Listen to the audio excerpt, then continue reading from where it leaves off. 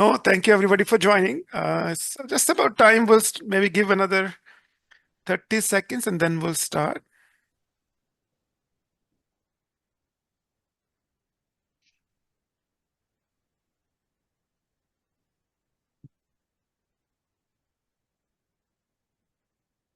Okay. It's 7 o'clock. We'll start. My name is Tejinder Singh, TJ. I'm one of the board members for Friends of Ottawa National Wildlife Refuge. We do these webinars as Seek the Refuge series where we invite, guest lecturers from or presenters from various biological and environmental sciences. Uh, this helps us, keep our education side of the mission ongoing. And today's speaker, Dr. Dominic Sherony, he was kind enough to talk about his book and how that book came about. And I read that book. The first few chapters when I read, I was hooked. Um, and then we have Dominic here with us today. He is going to spend the first 40 minutes going through the slides he has, and then leave some times for Q&A at the very end. So I welcome you, sir. You have the screen share. Maybe do a quick introduction, and then we can go through the slides. Thank you very much, and I'm grateful for all those people who are willing to listen and on this story. I'm a longtime bird watcher, but I worked for Xerox for 31 years before that. Oh. I'm going to tell you the story of the book that I was involved in writing, The Feathered Marvels. I'm going to talk about how I came to write the book and then give you some background stories in some parts of the book. My primary motivation for writing this book was the concern about the demise of birds. I also like to share photographs, and I have a Flickr website for that. You're probably aware of the demise of birds with all the publications that have happened since the year 2000. Part 2 of the book is based on, parts 1 and 2 of the book are based on a series of lectures I gave in 2011 and 2014. They were the impetus to begin writing this book. The book is about the following 4 main items: the natural history of birds, which includes a long section about the life of birds, the diversity of birds, conservation, and support for conservation. In conservation, the focus is on habitat conservation. That's considered to be the most important single element for improving the number of birds. Initially, I developed a set of 6 lectures on the world of birds, and I began writing up those lectures in 2017. The first draft of this book was completed in February of 2021, so it took 5 years. And then there was 2 years of editing and working with the publisher, so I finished the project in a 7-year period. I approached 3 ornithologists to participate as co-authors, and they all turned me down. I also sought opinions from different people, experts, on parts of the manuscript that I had written. So I got feedback from other people. By 2019, I approached 3 possible editors, and they all turned me down. I signed a contract with a book agent to find a publisher. She was a New York City book agent. I sent her the first 2 chapters, and over an 8-month period, I revised chapter 1 5 times. But I could never quite sell her on what I was trying to say, and she canceled the contract that I had with her. So after, I was pretty depressed about that, but I continued to look for somebody to work with. In August of 2021, Randy Minotaur, a person in Rochester whom I know, accepted the position, accepted to work with me as a co-author and an editor. She's an experienced writer. She's published over 90 books. And for the book I worked on, she edited the book, she found the publisher, she created the index, and we submitted the final draft to the publisher in October of 2022, and the book came out about 16 months later. This is a photograph of Randy. I think that she worked with the publisher very well. She was the sole interface with the publisher. One of the things I wanted to do with the book was give credit to all of the scientists who had discovered so much about the lives of birds. So in the book, I made direct reference to each and every author who I quoted. And the publisher allowed me to do that. That's not typically done. It's more like what's done in a scientific paper. But I wanted people to have a sense of, I wanted readers to have a sense of all the people who contributed to this. Working with the publisher, I had a total of about 80 figures. 36 were my own, 5 were purchased, and 38 were from others. I want to tell you about the figures. Originally, I submitted it with 86 figures, and the publisher asked to cut 8 figures and convert 10 figures to black and white.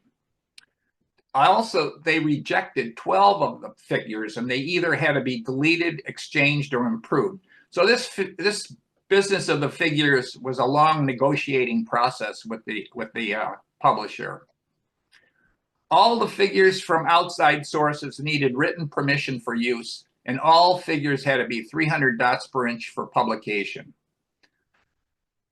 I searched for an artist for prehistoric birds and found and eventually communicated with Nobu Tamura, and I used 8 of his drawings.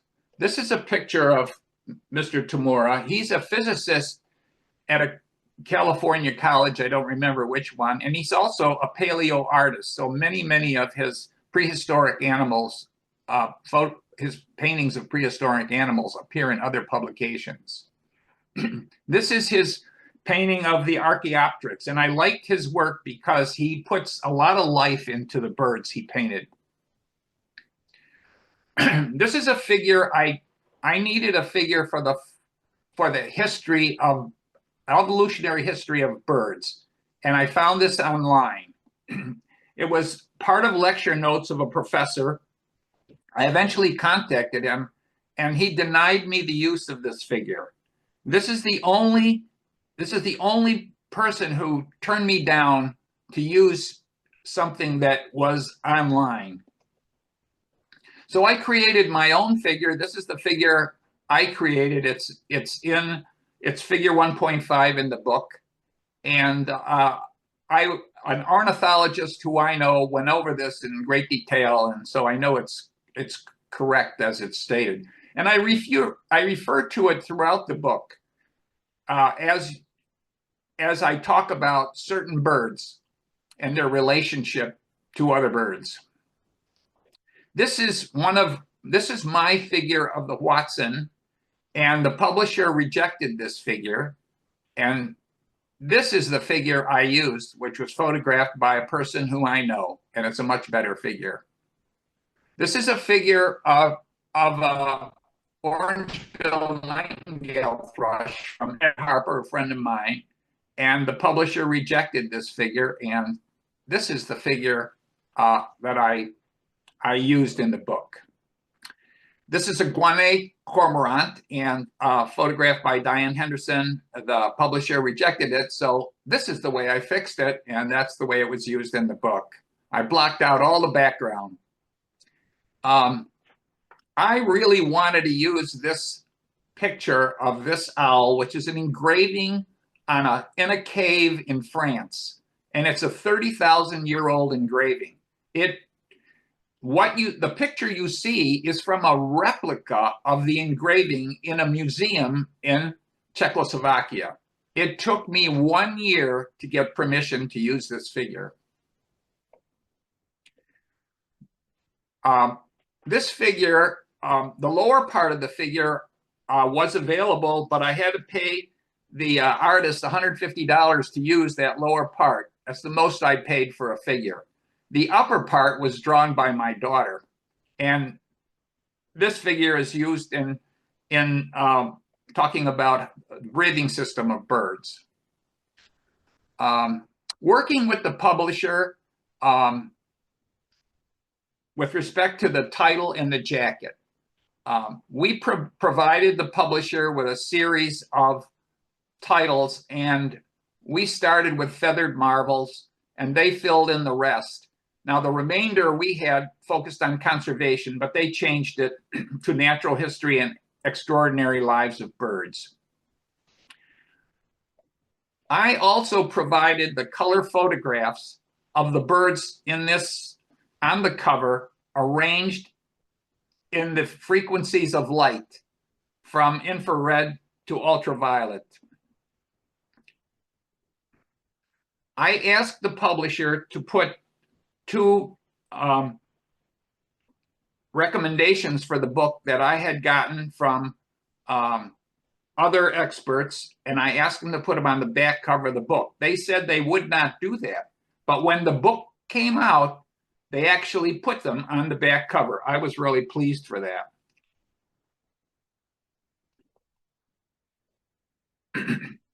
Now I'm going to go into some background stories from the various chapters. In chapters 1 and 2, I'm going to say a few words about geological time, something about the discovery of the origin of birds, the Monoraptora, and the expansion of birds after the Great Extinction event of 66 million years BC. I wanted readers to have a sense of the distant past. I wanted to tie the advent of certain modern bird families to distant times. So that's why I provided this sort of geological chart. And I hope it's easy to use. And in the book, I refer to various epochs and periods where birds appear. And back to this chart.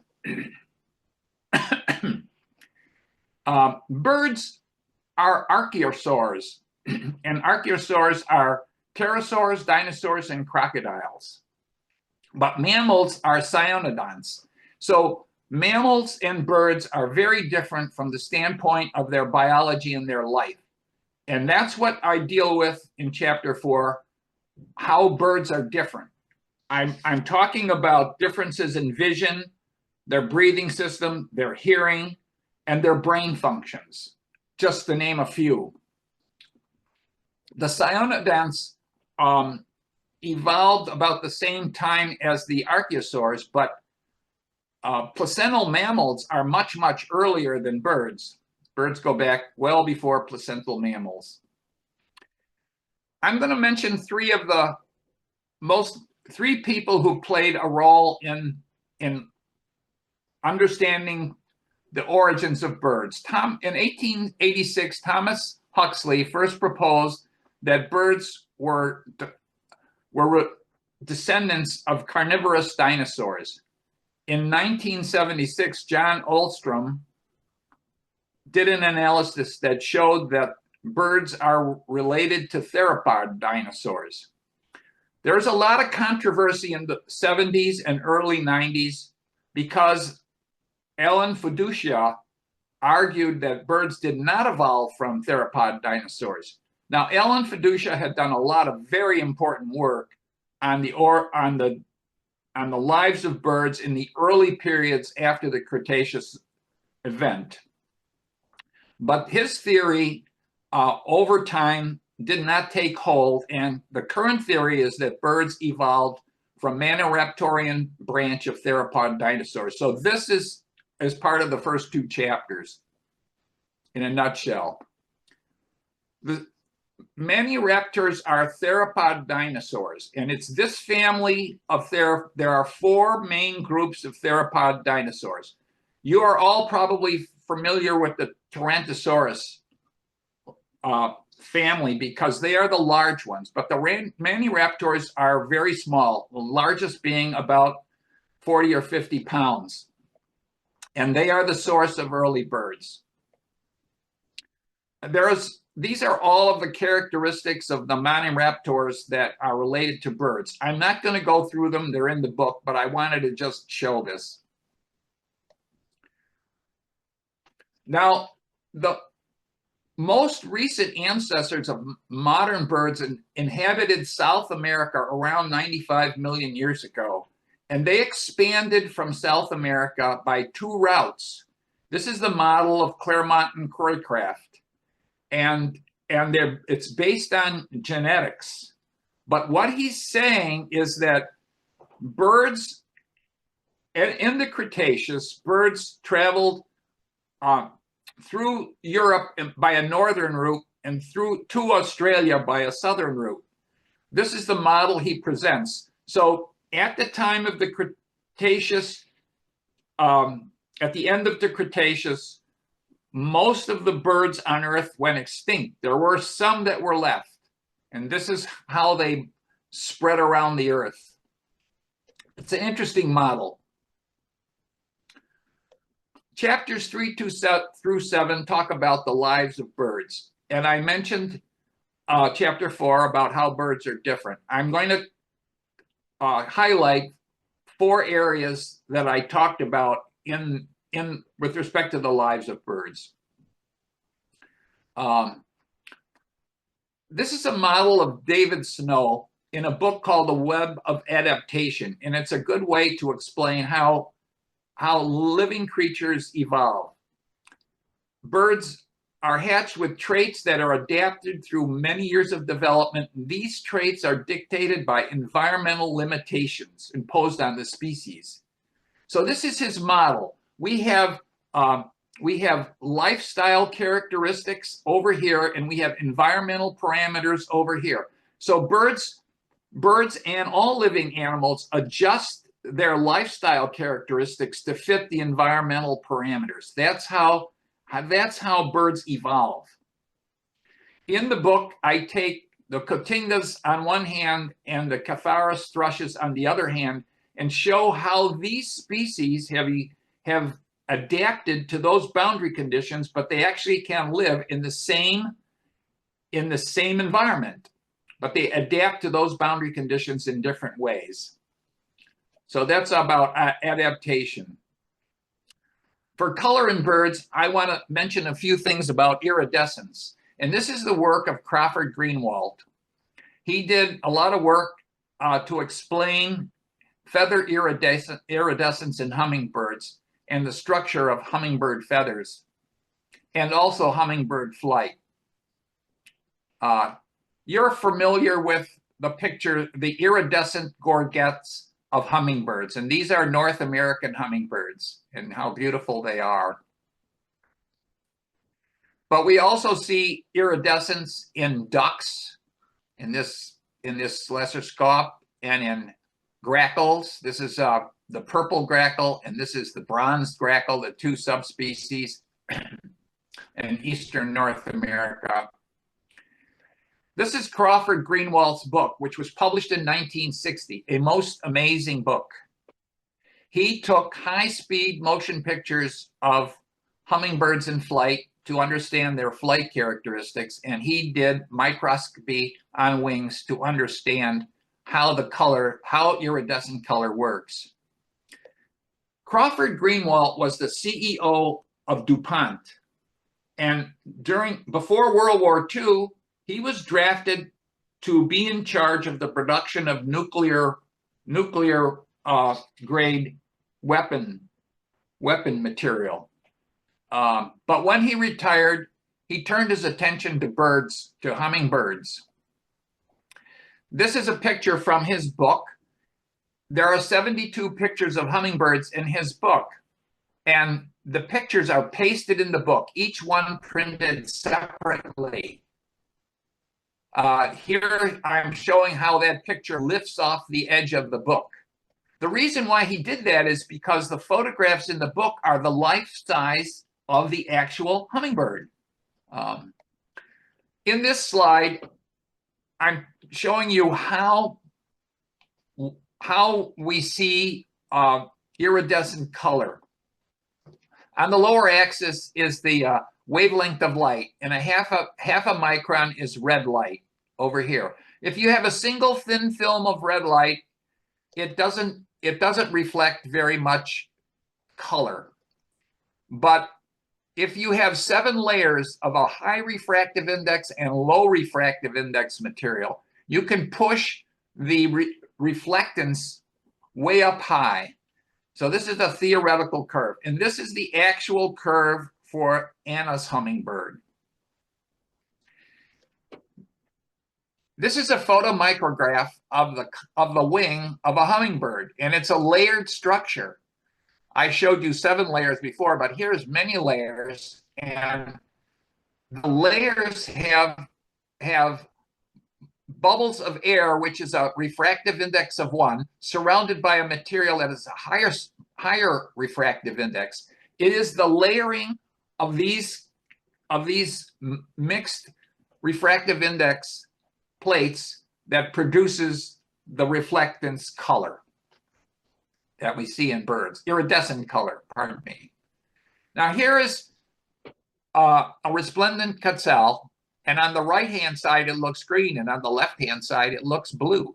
And the reason for that is because the right-hand side, the bird is illuminated directly with sunlight, but on the left side, it's in shadow. So iridescence is a really complicated subject and has a lot to do with the angle of incidence of the light that impinges upon the bird. Greenwald also did pioneering work in bird flight with high-speed motion pictures. And he showed, in this chart, he shows how hummingbirds fly forward at a very fast pace, at a slow pace, how they hover motionlessly, and how they fly backwards. Now, this is amazing because this was done in the 1950s with high-speed photography and strobe lighting. I mean, I'm not going to go through that. Okay, nests. I want to say a few things about nests. The development of tree nests and the skill to build them was one of the triumphs of birds. We don't appreciate nests as much as we should, and I just want to show a few nests here quickly. Now, this is a nest of a lesser nighthawk, and you can't see it, but these are the 2 eggs, and I hope you can see my arrow here, and if you can't, there are the 2 chicks. So they just build their nests on some rocks.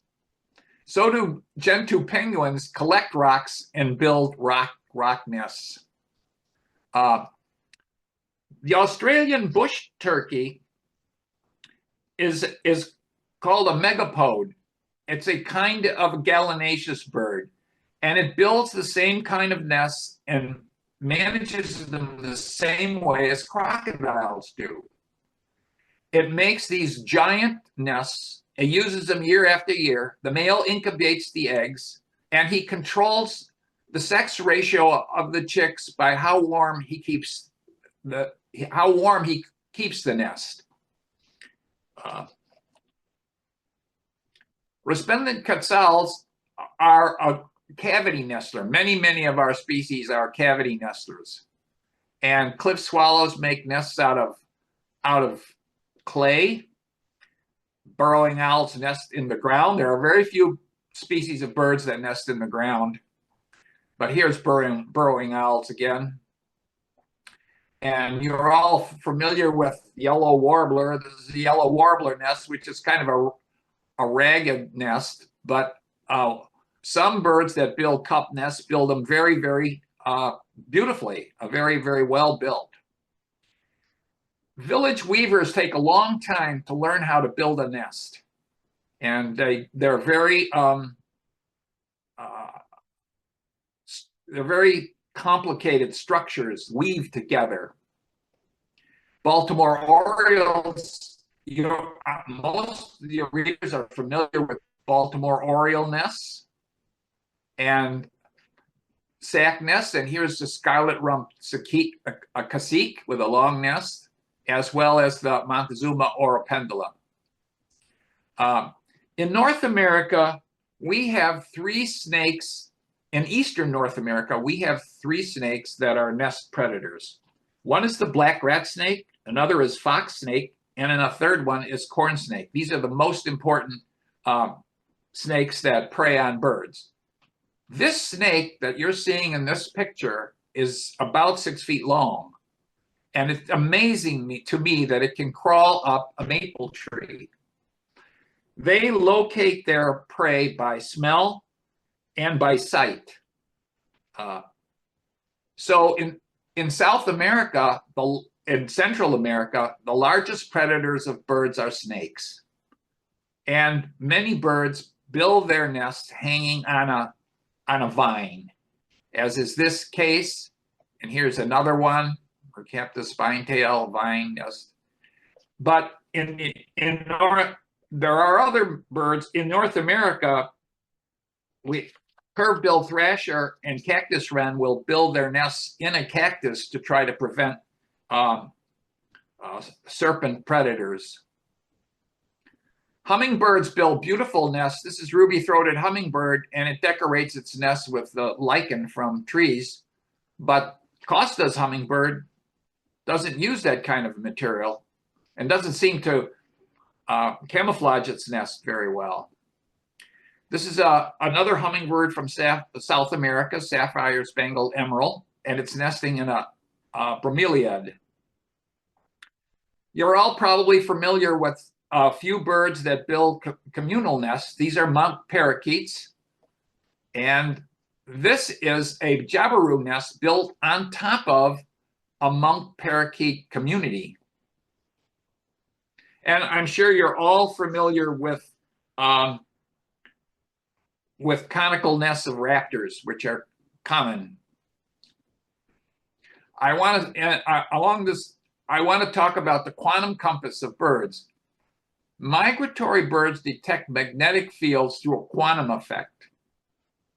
Some birds have a protein in the retina of their eye, and electron spin in this protein is sensitive to magnetic fields.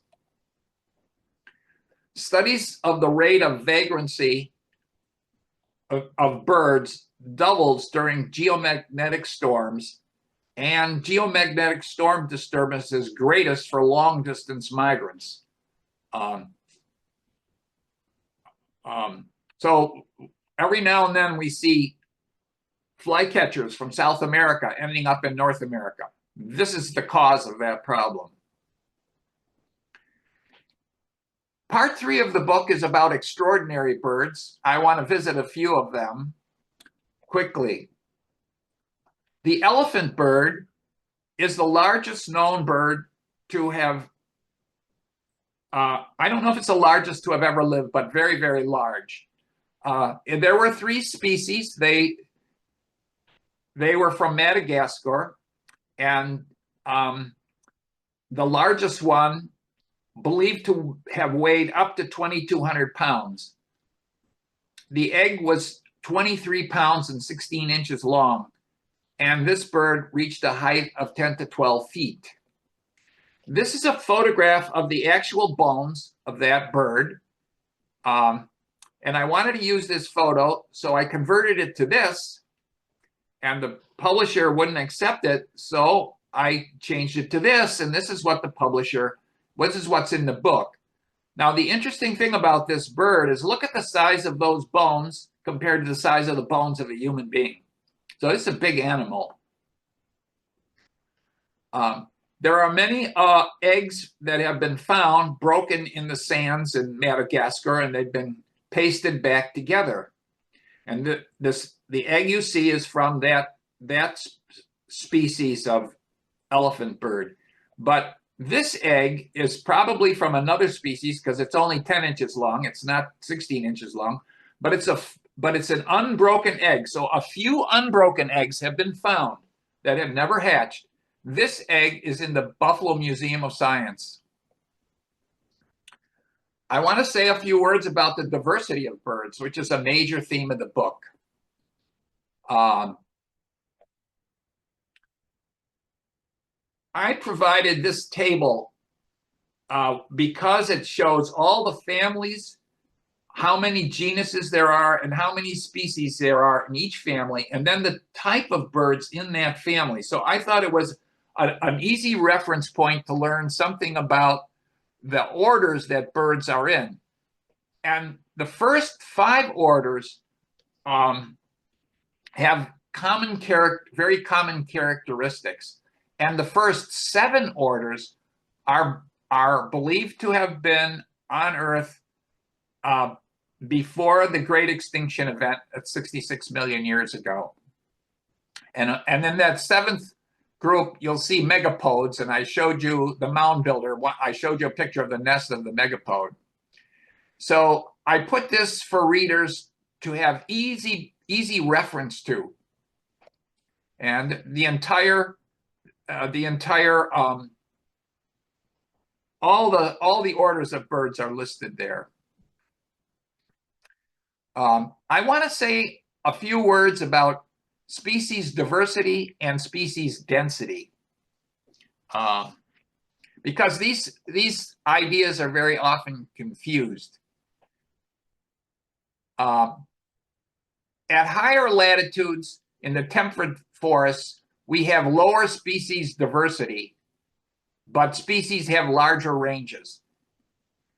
In tropical forests, at lower latitudes, we have higher species diversity and we have smaller species ranges. If you look at this chart, this shows species diversity, and the yellow areas have higher diversity and the red areas have the highest diversity, the blue areas the lowest. That's number of species per unit area. But diversity of breeding birds is roughly equal in any given habitat in tropical, and density of breeding birds is roughly equal in any given habitat type in tropical and temperate forests, as long as you're comparing the same type of habitat density. That's an interesting thought. I want a few unusual birds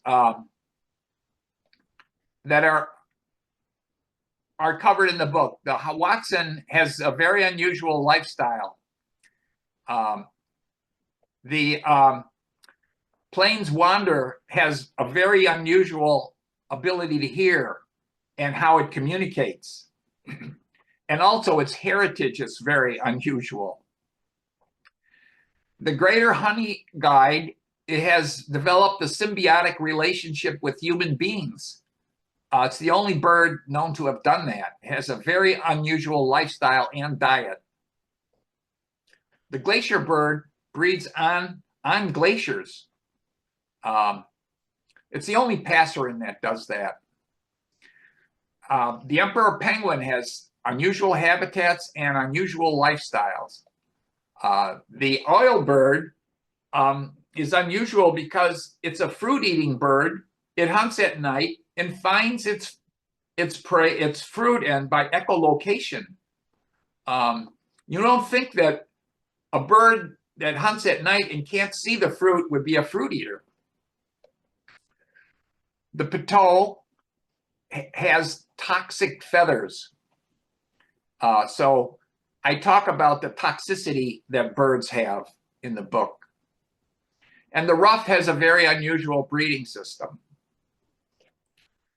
Chapters 12 through 18 of the book talk about the different habitats that birds occupy and what's happening to those habitats. What birds occupy those habitats and what's happening to them. And this is the justification for conservation. 3 of these chapters discuss passerines, and only in forested habitats, I did select trogons as an example of a non-passerine. So I talk in here, I'm showing you pictures of trogons. This is elegant trogon, male and female. I'm not going to cover too much of this. These are the range of trogons in the world. In the United States, there's 29 species, Africa 3 species, and Asia 12 species. They are considered very long term on Earth. They're non-migratory. So their location on Earth is unusual among birds, or a large group.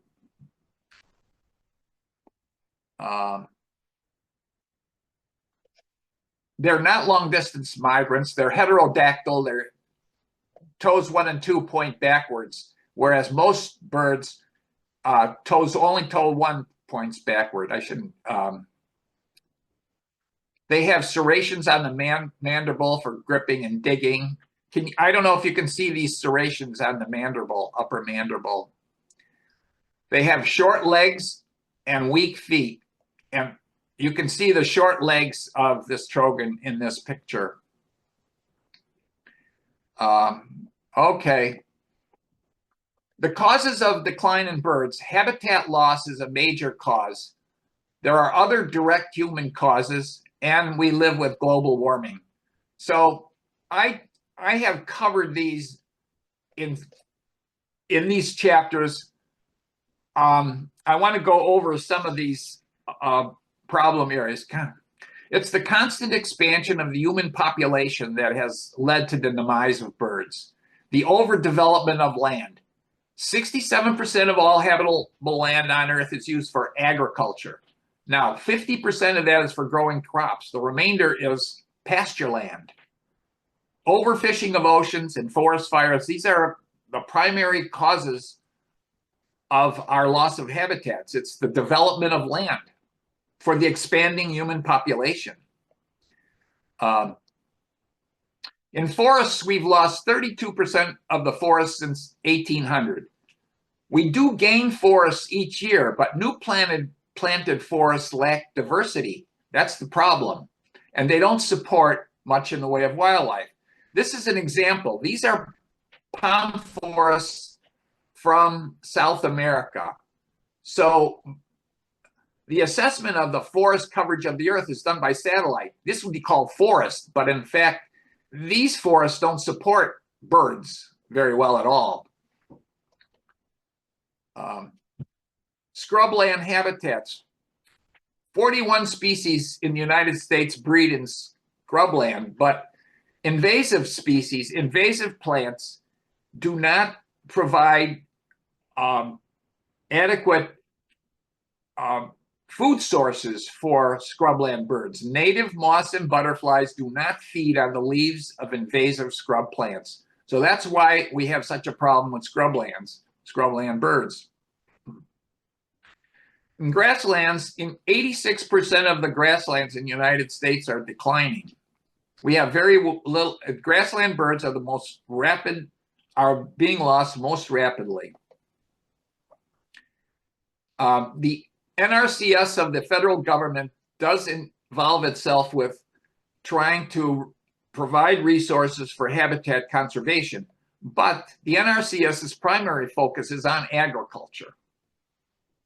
But they do work with private landowners, offering grants and contracts to support conservation.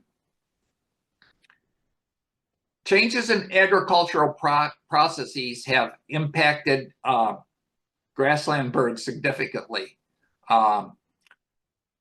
It's primarily, to me, the early cutting of hay that has lost a lot of our grassland birds.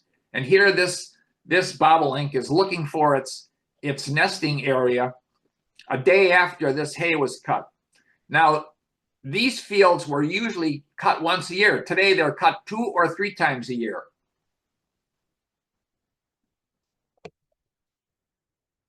The Bobolink Project, which is sponsored by the EQUIS program of the NRCS, leases land for the management of birds. They have been very successful in the protection of, by contracts, a protection of land for grassland species. So this is like renting land, but it will work because they've monitored how many birds are successfully breeding there, and it's been a positive program. I won't go through that. In the United States, we've destroyed more than 50% of our wetlands. There are 900 species of birds worldwide that depend on wetlands. In oceanic habitat, there's been a 70% decrease in oceanic birds caused by human activities. And there's a lot of activities that have impacted oceanic birds. Starvation from overfishing is an important one. Climate change, entrapment in nests, toxic pollution, predators on islands, and harvesting of birds and eggs. So these are just a few of the causes. Other direct causes, human causes for the decline of birds is feral cats kill between 1 and 4 billion birds a year. Windmills kill about 200 to 600,000 birds a year. Insecticides, we have no estimate of how many they kill, but they do kill birds. The illumination of cities with building kills about 0.5 to 1 million birds a year. I'm going to skip along here. Chapters 24 and 25 discuss the decline of birds, and chapter 25, conservation efforts of the U.S. government, state governments, municipalities, and private landowners. Today, 1,469 species are considered threatened. Habitat conservation is the priority to saving species. The federal government owns 27% of the land in the United States. 68% of it is in 6 western states. Most of the land is managed by 2 agencies, BLM and the United States Forest Service. Most of this land is managed for economic purposes. These agencies do have conservation as an objective, but it is a small objective.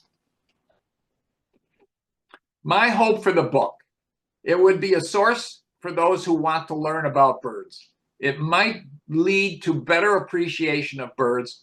It could inspire people to be more active in conservation, and perhaps governments and corporations could do more for the conservation of habitats. That's my story about the book. Just give you a capsule of the kind of things that are in it.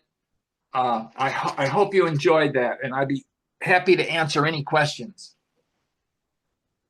No, thank you for doing this. Those are the 4 points, I mean, that's what, the friends group exists. We are devoted to preserving the wetlands around Lake Erie, the western shore of Lake Erie. And reading your book, and I only read through the first 6 chapters so far. Every page has been fascinating. It's like, a lot of people, when they think of birds, they end up buying field guides and all. I mean, this is a book they should buy and read. It tells you more about birds. It's like a Britannica, a condensed Britannica for people who are amateur birders like me. So I've thoroughly enjoyed it. I think I've gone back multiple times to read this book, sir. The only question I have is hummingbirds. I'm fascinated by hummingbirds, but hummingbirds only exist in America. Is there a reason for that? Well, there are other birds in the world that are like hummingbirds. Sunbirds. Yeah. Sunbirds have lives and beautiful plumages like hummingbirds. So sunbirds are very well distributed. There are even 1 species in Australia. There's quite a few in Asia. So that's the equivalent in the other part of the world. Well, okay. And 2 widely different species evolved to occupy the same habitat, consumption of nectar. Mm-hmm. Okay, so we have the sunbirds. And then we have the birds of Australia, the honey eaters. And they are larger birds that survive off nectar. True, yeah. So this is we talk about this in the book called the coevolution of birds and habitats. You'll see it in there referred to a number of times. Yeah, thank you. So I want to open up. Anybody had any questions? They can either unmute themselves or type it in here.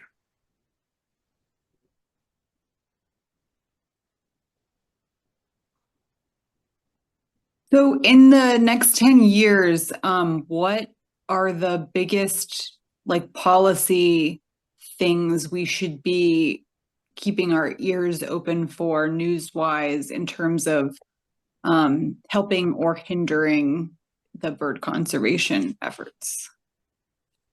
Well, the groups that help birds the most are these conservancy groups that try to preserve habitat. They are the most important thing that's going on today. The problem I have with the federal government is that the political party in charge has a lot to do to make the priorities of these agencies, and they swing one way or another depending on the political climate.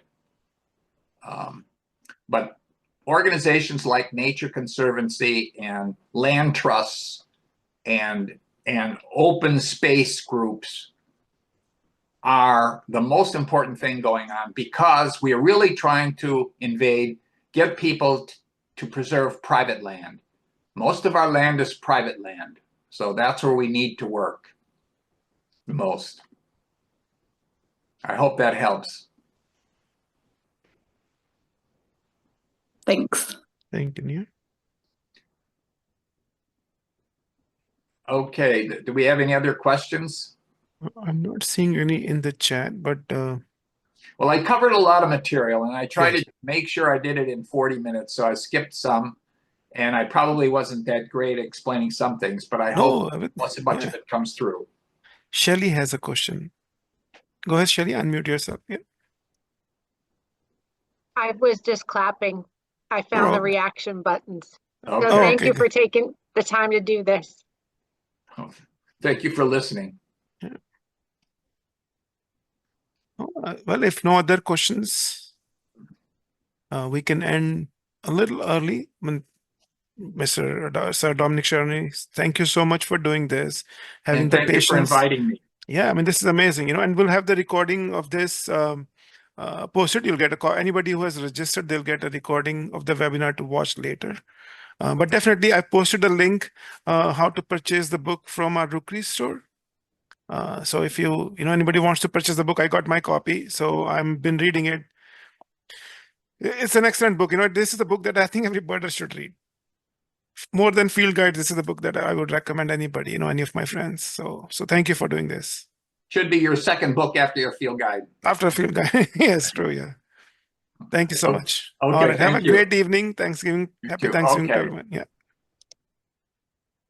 Bye. Yeah.